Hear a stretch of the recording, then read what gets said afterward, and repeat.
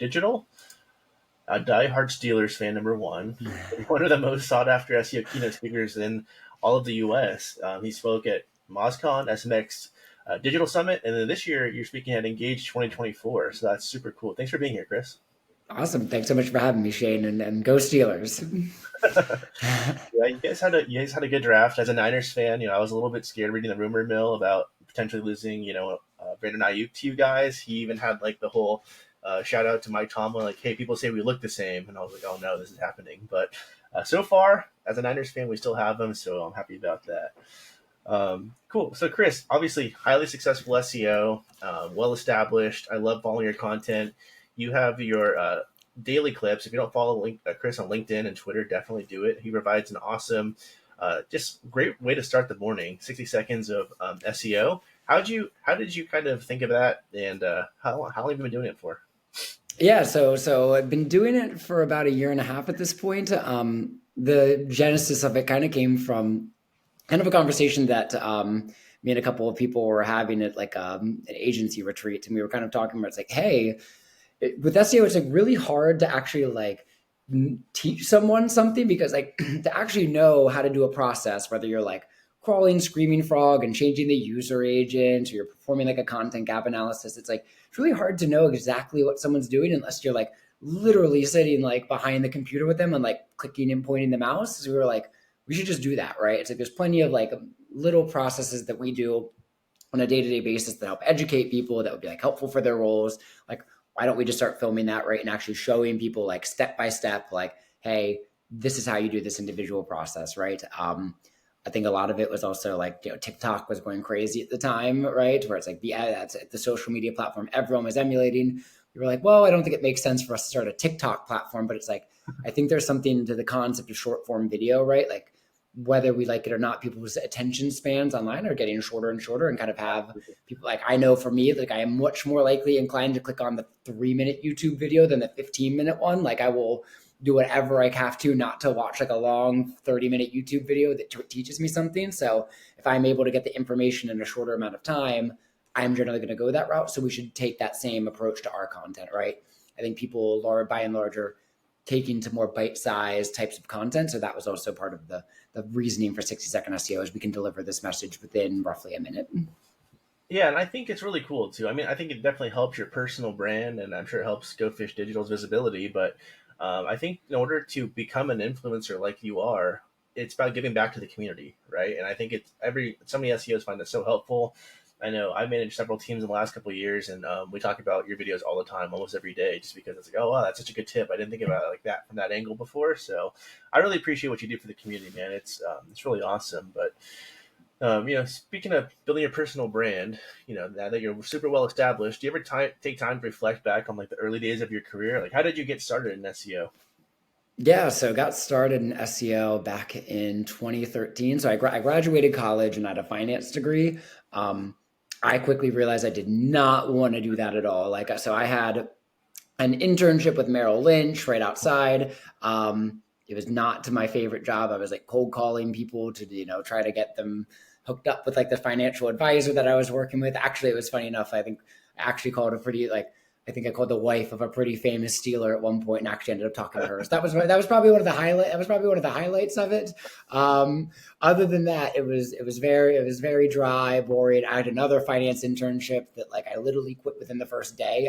I did not like it so much. It was in municipal bonds. So I kind of quickly realized after graduating college that everything I had spent doing for the past 4 years was not going to be for me. Just kind of happenstance, like that spring, I just kind of like read a little bit about SEO and I kind of was thinking like, well, that makes a lot of sense, right? It's like, that's the way I make purchasing decisions. Like I won't buy a toothbrush without Googling it, right? So like let alone like if I was ever to purchase like an automobile, like it's like, I Google everything. That's like my main source of information. And I think that's how a lot of other people buy too. So I think it makes sense that a lot of these companies want to market their services online. A lot of companies should care where they rank because if I'm much more likely to engage with the top 3 results than I am with something on the second page. So I ended up taking a bunch of informational interviews around the city. I cold called every Pittsburgh firm I could because that's where I was living at the time. It was like, hey, if they even if they just had SEO on the website, didn't matter. I like cold called them. I was like, hey, do you have something like part-time internship, whatever? Finally got a guy who picked up the phone. My first job at a place called Vendiliat Associates. Said, yeah, we're looking for someone. We'd like to hire someone on kind of part-time to start, and started doing that, and kind of like history from there. So like, it was really just kind of like thinking about like, hey, like what would, how do people search, and like really like how, I think it's a valuable like marketing like aspect to like the digital ecosystem. So, back in 2013, number one, like kudos to you for pursuing it, right? I think that's such a big step is right, showing that you want it and then making the effort to go and get it, right? I think that's like super cool, super relatable. But since you didn't have a background in SEO, and 2013, there wasn't really any courses really on SEO. There's marketing. There's still no marketing degree, but it's cool. I've actually got to interview a couple of people that actually teach SEO or digital marketing at universities now. So that's such a big advantage in today's world. But like starting in 2011, 2012, 2013 era, there was as many resources back then. So how did you learn? What were some of the steps you took?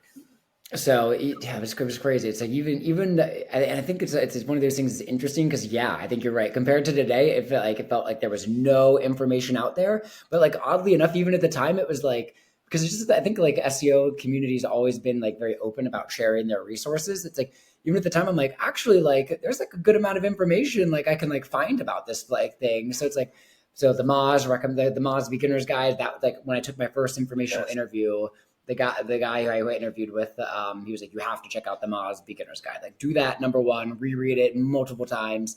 So that was there at least. And then there's a previous agency called Distilled. I believe they were acquired by Brain Labs. They had what was called Distilled University. So that was like a slightly paid course. And then you could go to their video content. They had like some like interactive stuff. So that was like another course. I think the courses like are helpful as a good starting point to understand like the theory. It's like, hey, here's how a search engine crawls a website, and here's how it analyzes it. But really, the best experience is going to be like learning. And so, like a lot of like the most experience I ever got like was from the job, where it's like, hey, I started like messing around with title tags of a site or some making some content improvements. We ran a local SEO campaign for someone, and like a local law, like our local lawyer, like we started getting them ranking in the local pack for like his core keywords, and it was like super exciting. And then when I came here to Go Fish Digital, then it was like a lot, a little bit more mid-market to enterprise type of work, and then a lot of learning through, doing a lot more, especially with the technical SEO testing, right? Taking a look at really having even more of a 100% SEO focus. So I think the Moz Beginner's Guide was like kind of a guiding light. There was like the Moz blog was really active. There's still a lot of great resources, but the best way is to Whiteboard like Fridays. teach yourself. Whiteboard Fridays were huge, right? One other one that was really pivotal to me in my career was Mike King wrote a really great article called "The Technical SEO Renaissance" back in 2016. I didn't understand when he first wrote that. I didn't understand. I maybe understood 10% of the article, right? Like I really did not understand. Like he was talking about like a view source versus the DOM and like hey the critical rendering path and all of this stuff. I didn't really get it, but I just kind of kept reading it. I just made it a mission mark. Like this is like the way SEO. This is where SEO is going. Even though I don't understand it, even though it's over my head, I just need to keep reading it until I understood it. And it really just rereading that same article over and over and over again. I credit to a lot of like my more my advancement in technical capabilities because it's like just rereading and reabsorbing the same information over and over and then applying a little bit of it and then going back. I think that was really helpful to me in like kind of understanding that. So if there's anyone out there, even though the article is, 8 years old at this point or whatever it is, it's still super helpful. It's like, or if you find another article that might be a little bit challenging, like go back, reread, internalize, because I think that's a super valuable practice. Yeah, no, shout out to Mike King, another circuit legend, right? You don't ever miss a talk with him. Presenting, great presenter, commands the whole room, and the knowledge he gives out is really awesome. But I want to talk about what you just said, right? About the Renaissance Guide, and it's when you're talking about technical SEO, it can get really confusing even for an experienced SEO. But I think it's really cool, right? And I know the analogy I would give is as an SEO trying to grow your career, you need to be able to communicate SEO to people that aren't SEOs, right? So I actually know you actually have a webinar coming out it's was it in 2 weeks, 21st of May, right? Yep, correct. SEO for the CEO. So I would encourage anybody listening that's trying to grow your career, advance your career to that director or VP level. It's going to be super important to be able to understand how do you communicate SEO to certain demographics or audiences. So once you get to a certain level in your career, you're doing less SEO. It's more strategy, but a lot of communicating to the CMO, CEO, the board of directors, upper management, leadership. And a lot of them don't have background in SEO. They understand SEO is important. They know they need it. They know it drives revenue, but they don't understand it. So being able to communicate clearly and effectively is going to take your career to that next level. Do you want to say anything about that, Chris? Yeah, I mean, I think so. The way I think it's exactly to your point, right? It's like I think the big mistake that SEOs and like marketing leaders, we live in different ecosystems, which I think makes communication challenging. So SEOs, it's like, hey, a lot of our work as data analysts, right? So we're in, Screaming Frog, we're in Search Console, we're in rankings reports, right? We're getting data to either, execute on things or create strategies. A CEO, just as an example, their ecosystem is very different. Like if you look at their suite of tools, they're probably, they're in P&Ls maybe, right? Maybe they use some tactical ones. Maybe they're using like a CRM, an ERP. Largely, I'd venture a lot of their communication tools is like a lot of CEOs are in email, they're in PowerPoint, and they're in Slack or video conference, right? Like that's like their suite. So they're looking at two different ecosystems. So if you're going in and presenting to a VP of marketing, a CEO, whoever, and you're talking about things like that you're only finding in like a crawling tool where you're talking about like crawl depth or link equity or 404 errors, like they're not going to understand what you're talking about, right? They're at the end of the day, their goal is to do what's best for the business and really what's going to make the business the most amount of profit or revenue. So the way to do that is to ensure we're translating your metrics to like profit and revenue, whatever SEO initiative you're doing. So if you're saying, hey, we're going to do an SEO, we're going to do a technical SEO initiative that's going to improve Google's crawl of the site. If you say that to a CEO, that's going to be a little harder to connect. So what you need to do is you need to connect it down to revenue. Hey, we're going to do a technical initiative where we improve Google's understanding of your site, which at scale will improve the visibility of your pages, which then will lead to more revenue, more profit, right? Even connecting a technical SEO recommendation down to revenue or profit levels. Content initiative, same way. You can start to talk about market share, right? And competitor penetration, like more things that like CEOs are going to completely understand and like know exactly what that means. It's also interesting to figure out. You can also go and it's interesting to figure out like how the CEO thinks, right? It's like there's the Egra database, like you can use that database to actually go in and see, hey, how like the Egra database has like filings, like SEC filings. You can actually use that to see, hey, how are CEOs referring to SEO like in those filings? And spoiler alert, they're not talking about link equity. They're not talking about domain authority. They're talking about audience building, market share. That's how they're referring to SEO, growth levers. So those are some ways that SEOs can better connect it. Maybe curious on your thoughts on it, Shannon. I know you've had a lot of experience kind of communicating like SEO to like higher level executives. Yeah, no, I think you said it very, very well. But the analogy I kind of give to my teams and my fellow peer set would be, we let and as SEOs, as your career grows, you become more knowledgeable, obviously, and you get really excited about talking about these different projects that you're testing or new elements of SEO you're testing, and then within your peer group, your SEO team, you can talk about it. You can nerd out, you can geek out. It's one of my favorite things to do. But it's like if you're at the agency side, you don't talk to clients in that same way because it just goes right over their head, right? So you can be doing the best work in the world, but if the client doesn't understand it or your audience doesn't understand it, you might as well not have done it because they're just not connecting those dots. So in the corporate ladder, it's super funny, whether you're agency or in-house, same thing. We have all these conversations about how we're going to move the needle, how we're going to make an impact, technical jargon, we all understand it. But then as you go up, right, to like senior leadership and then to like the C level, you actually have to talk to them more like their clients. You have to really kind of just make it a lot more basic. And to your point, revenue and ROI. That's what clients care about. That's what the C team cares about. It's all about ROI, ROAS. You'll hear it a lot. They'll get, terms mixed up. ROAS isn't really an SEO metric, but you'll still see that the C level, they care about ROAS, and that you have to, is your job as an SEO now is to convert your metrics into like a ROAS like metric. So a lot of it is just kind of using your creativity and the knowledge you've acquired to make it into like a dollar and cents equation for them, and then they'll buy in, and then they're like, "Oh, that sounds amazing. Do you need more budget? What do you need?" Right? So if you do a good job, then it makes your life a lot easier. So don't go in with this, 25-page deck. Like, I'm gonna get through this. They're gonna love this. Honestly, 3 slides for most SEO presentations to the C level is like perfect. That's the sweet spot, in my opinion. Yep, completely agree. Simplify your message as much as you can, because the longer it takes for you to get to your point, the more you're going to lose their attention. The more they're going to, it's going to sound like gobbledygook to them, when really like they're just trying to say, hey, we're invested in SEO. We want to see what the return on that is. Like at the end of the day, the CEO is doing that and trying to make a quick decision, because guess what? He's doing that with other marketing channels too. He's doing that with the paid team. He's doing that with the affiliate team, right? Which is why I think SEOs kind of can lose a seat at the table, where we might raise our hand and say, "Hey, it depends." Well, every team could say that, right? So I think it's a matter of simplifying the message and saying, "Hey, clearly, this is the return on investment that we think you're getting." I completely agree with that. Right. And I think SEO is just oftentimes just this big black box of people, again, they just don't understand it. They know they need it. But if you could become the SEO, that internal champion for your organization, and I'm biased, obviously, I'll admit it. I think SEO is the best channel for digital marketing that there is. But I go into the intention of like budgeting meetings and reporting meetings and QBRs. I'm trying to win. I'm trying to beat my counterparts and showing them this is why we need more budget.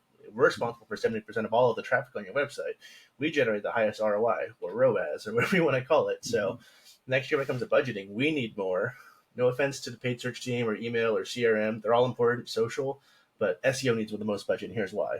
And if you can provide the data and you can connect the dots with that C-level team, guess who's going to get the budget at the end of the day? It's the one that they connect with the best, right? So I'm really excited for that webinar. I'm going to be tuning in myself. I always love to learn. I encourage you to as well. I'll post a link to this as well, but follow Chris on LinkedIn and Twitter. I know he has it on there as well, but it's great for your career development and growth path. Speaking of career development, so now we talked about 2013, that a decade ago, how it was a little bit different. But you're a VP of marketing at a big SEO agency, digital marketing agency. You're hiring younger SEOs or people newer into the SEO careers. What are some of the best resources that you're giving instructions to follow, to read up on, to keep that tool sharp, that tool belt expanding? Yeah, good questions. Mosby, if someone's completely new, right, and just looking for, I think the Moz Beginner's Guide is still a great resource. Aleta Solis also has a really great, I think I'm going to mispronounce, like learningseo.io or something like that. She has a great resource on that. So Aleta's out there building something that is one of the most incredible beginner guides right now. So highly recommend checking out what she's doing. Other than that, it's I think it depends on what the SEOs want to get into. I think part of when someone's maybe a newer SEO, it's also it's learning the documentation, but it's also explaining the role of a search engine, right? And it's the role of a search engine at its simplest form, right, is if they're trying to serve the best content possible, well, that's the mission you need to go into every single page creating. So if you're writing a new page, you need to say, hey, am I making this page the most comprehensive answer possible to this topic, right? I talk about what it is, what are the benefits, the pros and cons, right? All the different elements of the page. So that's a good mindset to have people go in. For technical SEO, I still love the technical SEO renaissance that we talked about. Anything Patrick Stocks has written, from Ahrefs or Search Engine Land articles, are fantastic technical SEO resources. And then there's a lot of and then go online, and there's I'd say another great way for your learning if you're newer is to instead of just trying to read individual articles and go through a course, that can be harder and time consuming. A longer commitment, but an easier one, is to really curate your following specifically around good thought leaders, right? So following people like Aleta Solis, Lily Ray, Mike King, right? Following Glenn Gabe, all these industry experts. Go out Twitter, go on LinkedIn, and then start to follow people who you trust in the industry. Maybe people who had other recommendations, and then that way, when you're just in your downtime watching TV in a commercial, passively scrolling on your phone, you're absorbing SEO information, right? And maybe it's not something that's going to be always directly relevant to what you're doing right now, but the more you read, the more you absorb, the more you understand like how Google works, what's in the news, tests people are writing, or maybe people are posting tips, right? To like, the more you're just kind of like by osmosis absorbing when it doesn't actually feel like you're learning. So that was another big thing for me. And that's a big thing we advise like newer people to go and do is like, hey, structure your feeds around these people who are really, really knowledgeable. And then through osmosis, like you'll learn over time, right? Sometimes that can be a little more effective than giving someone like, hey, here's a 30-page document to go and read, which is time consuming. As well, I think it's probably from more intermediate to advanced, but like if you think you already have a good basis, like going through Google's developer documentation is like an incredible, you'll learn like so much from that, like, right? Like they have a whole e-commerce guide about how they crawl e-commerce sites and like all the like how they do things between like sitemaps and feeds, right? And how you can use Search Console. There's like all these different like little nuggets that even me like as I reread that stuff, it's like, oh, I had no, it's like I had no clue Google was like doing this, and this little like nugget of information stored away here. So like Google's developer documents are like fantastic guides. Like, so if you want to learn, if you're trying to learn structured data, go read Google's developer guide, and it'll give you all the key points, right? Last one would be if you want to shortcut it. This is how I would. This might be how you might learn if you wanted to shortcut. You can take developer documents and like have them summarized from ChatGPT. I probably wouldn't learn SEO directly through ChatGPT, but what I would do is if you have like a source you trust, run it through ChatGPT, have it analyze it to you, give it the key points, and then that kind of helps speed up your learning time. I think using ChatGPT or AI is I think that's a little bit of an easier way to use AI to give it specific data points that you want, that you know are trusted, and then have it read it back as opposed to just using its broad training data. I love that. ChatGPT is going to be best served if it is like your virtual assistant, and like a learning aid. So I totally agree with that, and I think you're spot on. Right, reading the webmaster guidelines, I still call them that, but even Google's improved in that area as well. Now they actually give you they'll actually give you examples of good and bad. Remember the helpful content update? They talk about, would you rather get your advice from an electrician or someone that has a huge following, but it's like an antique, they own an antique store and they're telling you how to replace like a wall socket, right? It's like you want the expert, the electrician, to give you the advice, right? Not just someone that has a big influence. So I think that's so cool, and I think that's great advice. But yeah, now that you start talking about ChatGPT, do you have a preferred Geo engine? Is it ChatGPT? Is it Bard, Gemini, Perplexity? You tinker with all of them? Do you have a favorite? We primarily use OpenAI. It's so tough with how fast it's all moving, right? If I can use my ChatGPT in today's ever evolving ecosystem, right? I think it's so tough because like the AI tools are all moving so fast. It's hard to know which ones are going to stay and which ones aren't going to go. Our kind of philosophy at GoFish is like OpenAI is the one that's here to stay. We think they have the best market share, largely one of the best products, right? That's open for a lot of debate depending on the use case, right? But just due to the stability, due to how much I could do that, people are most familiar with, due to like the access, we tend to use that one. And yeah, we use it for a lot more like analysis type of features. So it's like it's invaluable where it's like, hey, we have 10,000 keywords we're trying to analyze. Segment this out for us and pick out core themes, right? Or hey, a client requested to write a more technical article for their site, right? Well, maybe we might say, hey, ChatGPT, why don't you outline for that for us, right? Like, what would a great answer to this individual topic look like? And then go out and create an outline. Those types of like research use-based cases are a lot more. It's a little bit less, hey, we need to go out and create 500 articles on this, right? That's where your Steam sites maybe get more hit by the March algorithm updates.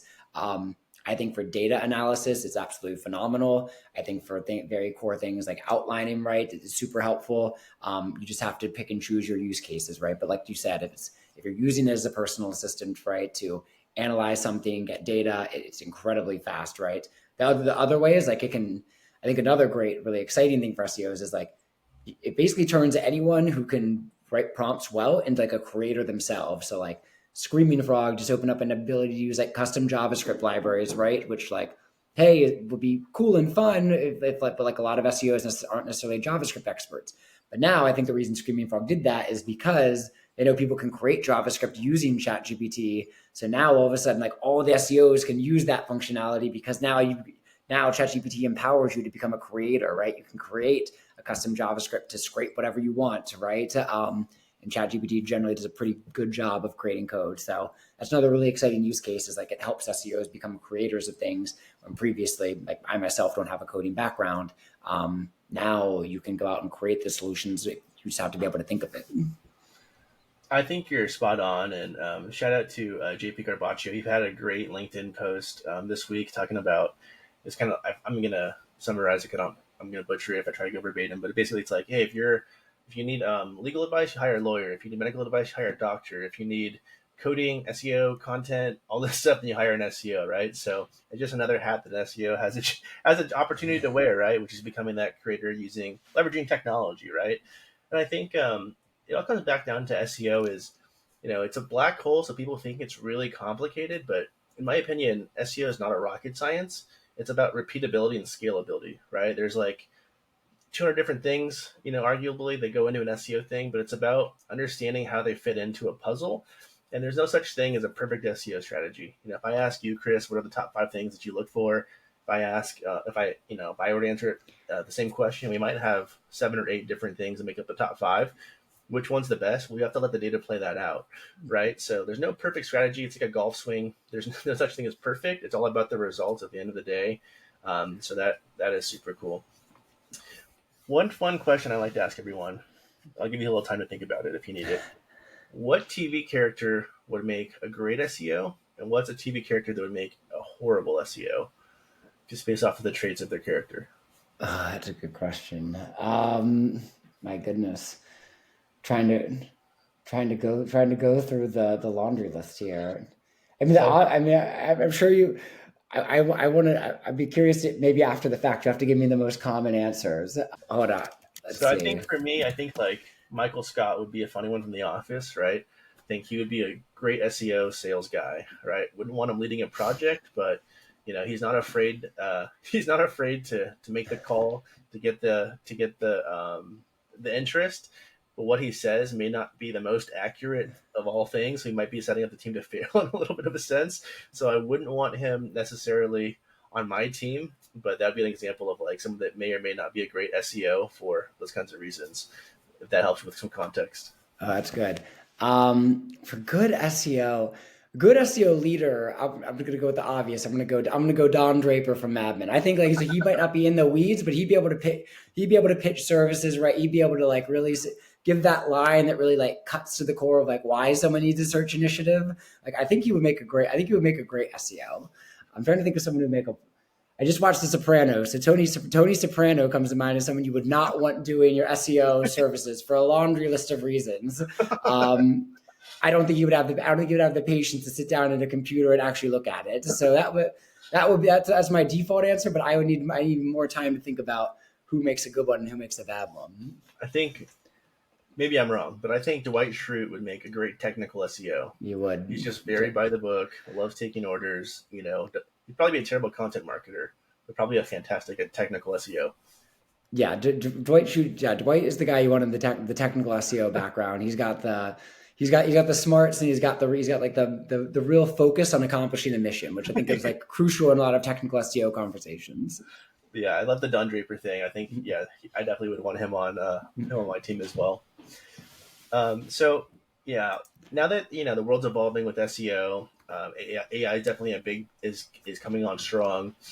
If you were new in your career and you had to like pick like an SEO space to be in, local SEO, enterprise, content, digital PR, do you think there's one that's going to be like? Do you think they're all safe in the future? Do you think some of them are going to start getting reduced in terms of importance or priority? What kind of advice would you give to someone that's looking to get SEO? Because there's so many avenues you can take, right? And there's very few people that are excellent at all of them.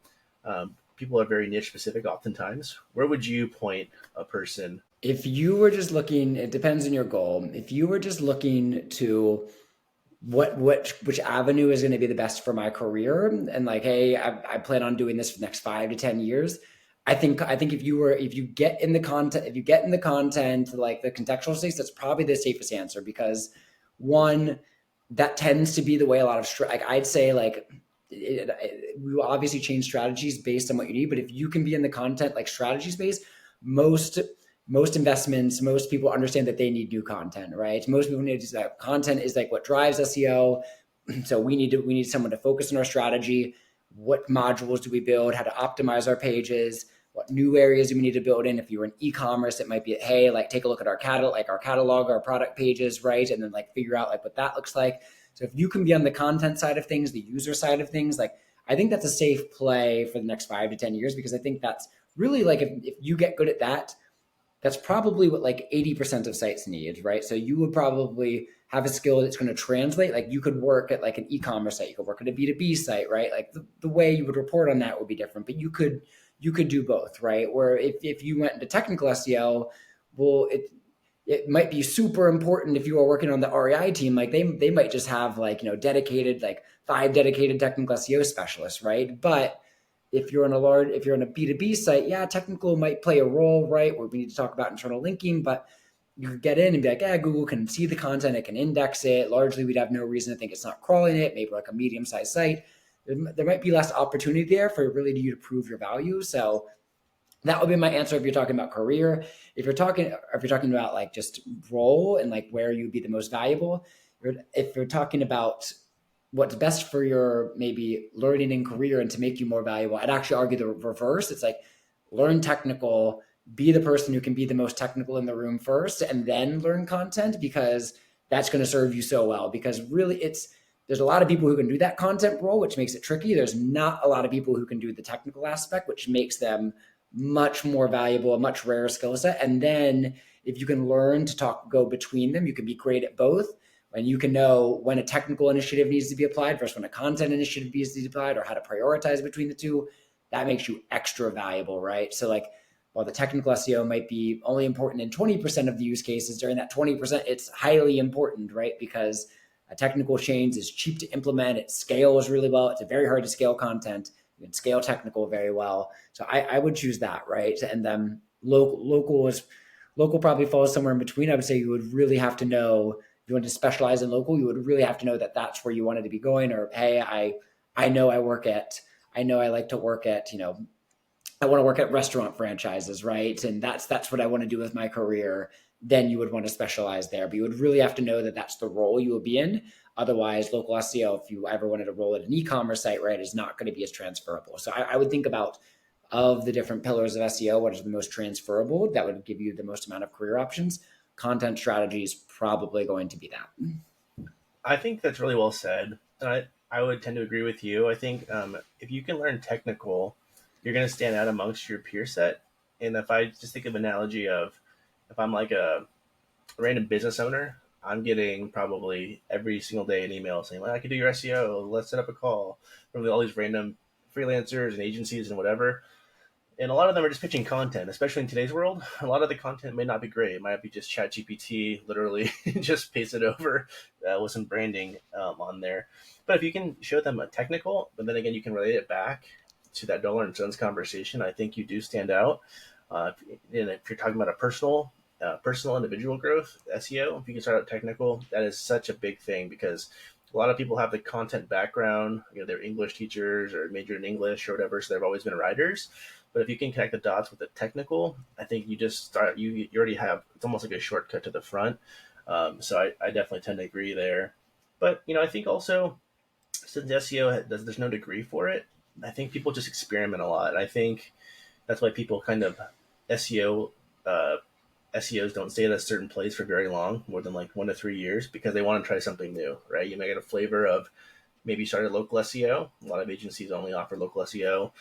But then you get your first enterprise client, and you're like, oh, that was really cool. Like that's way more. There's way more stuff to do, right? Internal linking matters a ton, right? It's not just directories and schema. There's the whole other one other angle to it.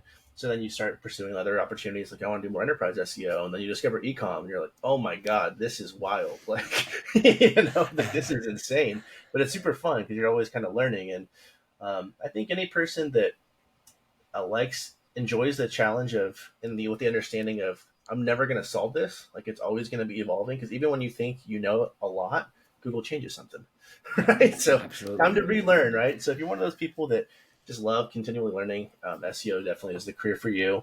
I think starting with content is not the worst thing by any means because you have to know it. But if you are given a blank canvas and someone's going to like mentor you, definitely technical SEO definitely help you stand out for sure.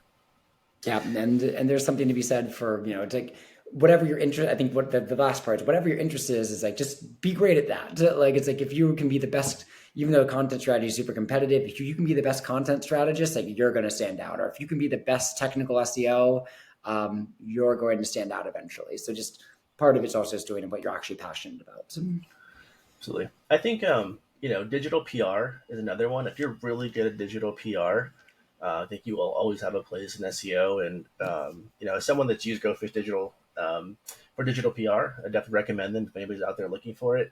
I know there's a lot of threads on X and LinkedIn about how there's not a lot of great US agencies that are good at digital PR. It seems like the best ones are in the UK. I don't dispute that either. I think that is true. There's some really, Ferry's just a beast. I love watching his case studies over there. Really fun to follow. But let's talk about digital PR a little bit. Link building has evolved so much from when you got in the game in 2013 until today. That's probably arguably the thing that's changed the most. Do you have any advice on what makes a really good digital PR campaign?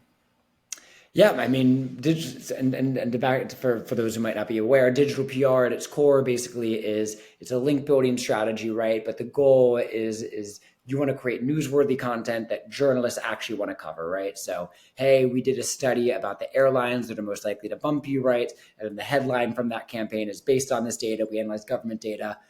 Frontier Airlines is going to be the most likely to bump you, then United, then American, and then journalists can take that and say, hey, like that's a newsworthy story, right? Someone took the time to analyze this data, and they link back to the individual site. That's an example of a digital PR campaign. The goal is links, right? But it's a very PR based approach where you're trying to pitch journalists like Business Insider, TechCrunch, right? Whatever the gold standard would be the New York Times. Digital, so digital PR, right? I think one of the reasons it's important is because really I think a lot of link building is dead. I think digital PR is it's the only way we've ever been reliably able to find to like make links meaningful, right? Because by and large, if you're getting links from social media sites, guest posts, like directory link building, like Google's likely ignoring those. It's probably not hurting you necessarily, but Google's probably not counting the value.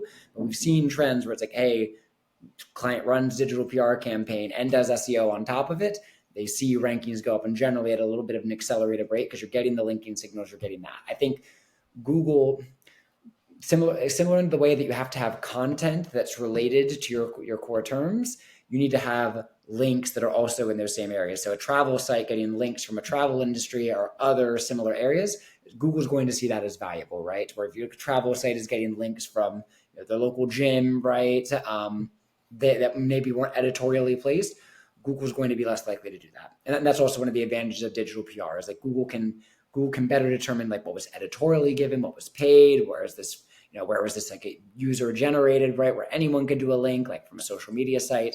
So that's one of the values of digital PR is you're kind of getting like links that Google's going to see is like, hey, this was editorially placed, right? They couldn't pay to be in here. The only way they could possibly get a link from us is to give us information that's so valuable that a journalist would actually want to cover it. And those are really the only types of links that we can see Google counting like today and in the future. Yeah, and I think one thing that people don't talk about enough when it comes to digital PR is the content itself is very, very, very good. If you do it right, like I know EgoFish does, it's long form content. You've done all the research, and it's highly visual too, right? It's not just 2,000 words of content. You got custom infographics, a lot of visuals. The visuals can be interactive, and content itself will rank really, really well. So obviously, it's like a snowball effect. You're going to get as the active pitching window goes, and you're making those inroads with the reporters. Like, hey, I think you'd really you get a lot of value to your readership audience. We're talking about these airlines or about whatever the topic is.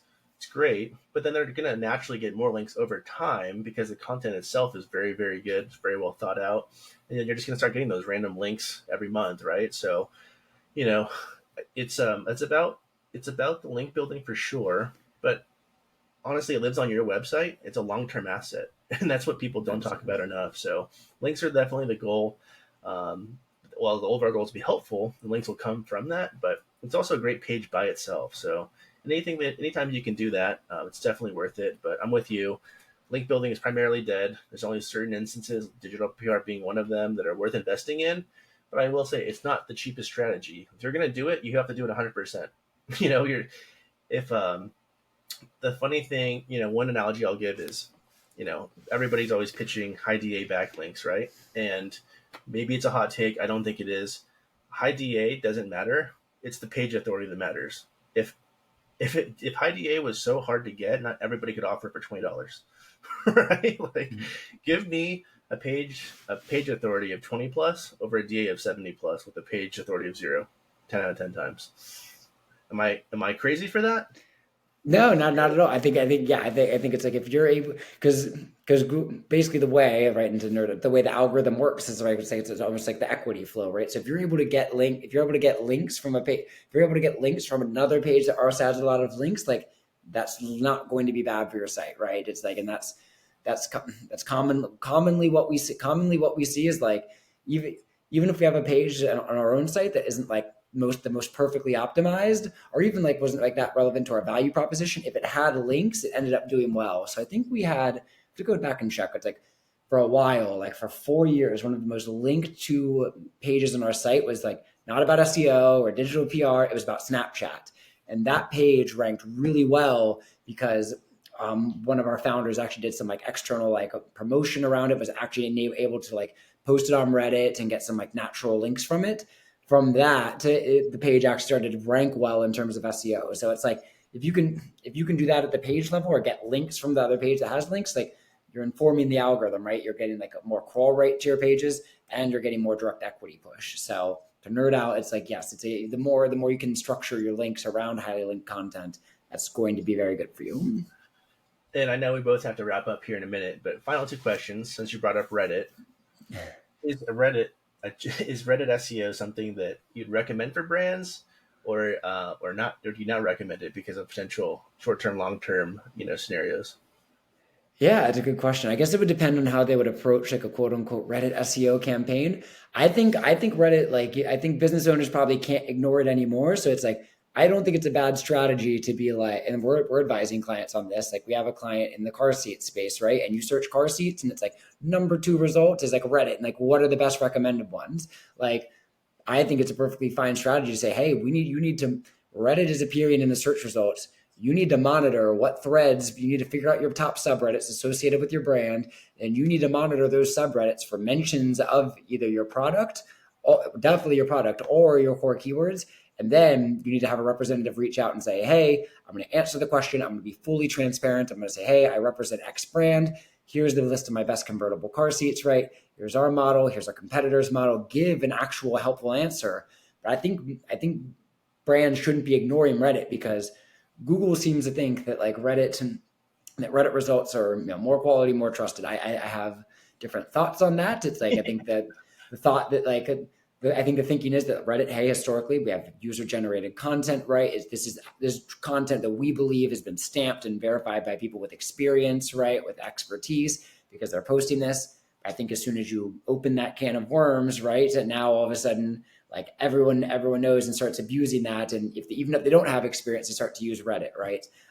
But for the time being, right, Reddit is, we've seen it just absolutely dominate search results, and for a lot of like product related queries, software related queries, doesn't matter. So I think brands really should be paying attention to Reddit, and it's like, hey, what are your most common subreddits? What are people posting around it? Do we need to develop a strategy where we talk about our own brand in those subreddits, right? Or at least give helpful answers to people, because Google is clearly surfacing them from the search results. It was funny. I searched best SEO agency before I searched best SEO agency like last week. The top result is a Reddit thread, and it's got like 150 plus comments. Everyone was just going on that and then commenting.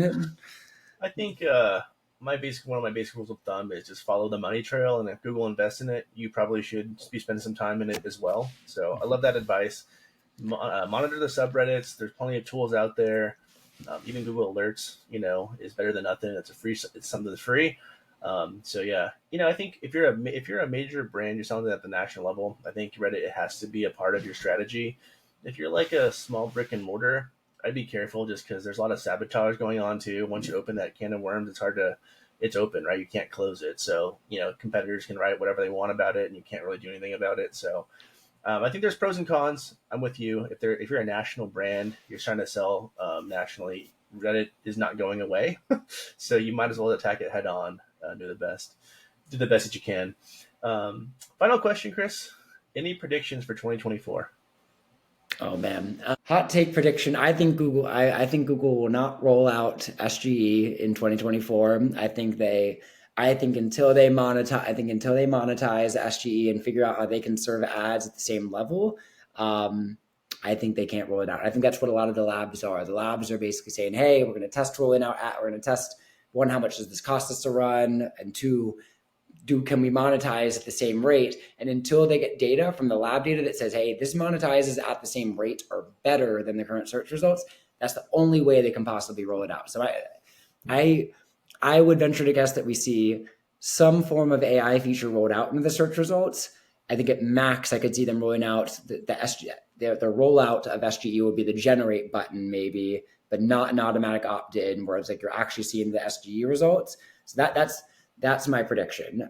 Still think Google will feel the need to push more AI features out, especially if other competitors like Bing and are releasing those. But I just think until they monetize those results, we will not see SGE roll out. So we'll see about that. I could be proven horribly wrong, but I think my thing is until they can make money from it, right? Comes back to our early conversation. Until Google says, we know this can make money for us, right?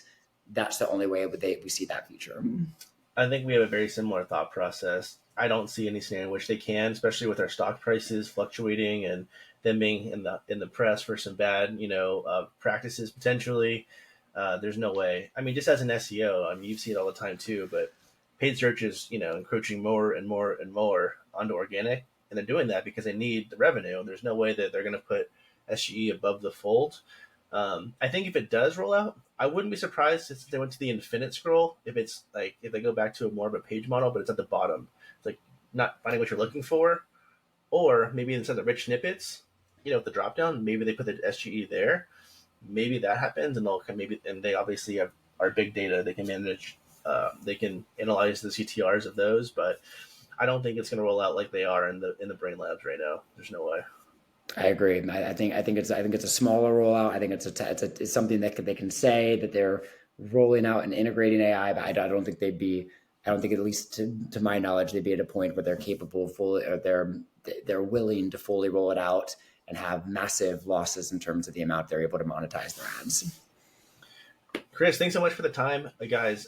SEO for the CEO webinar, May 21st. Sign up. Follow Chris on LinkedIn, Twitter. Anything else you want to plug, Chris?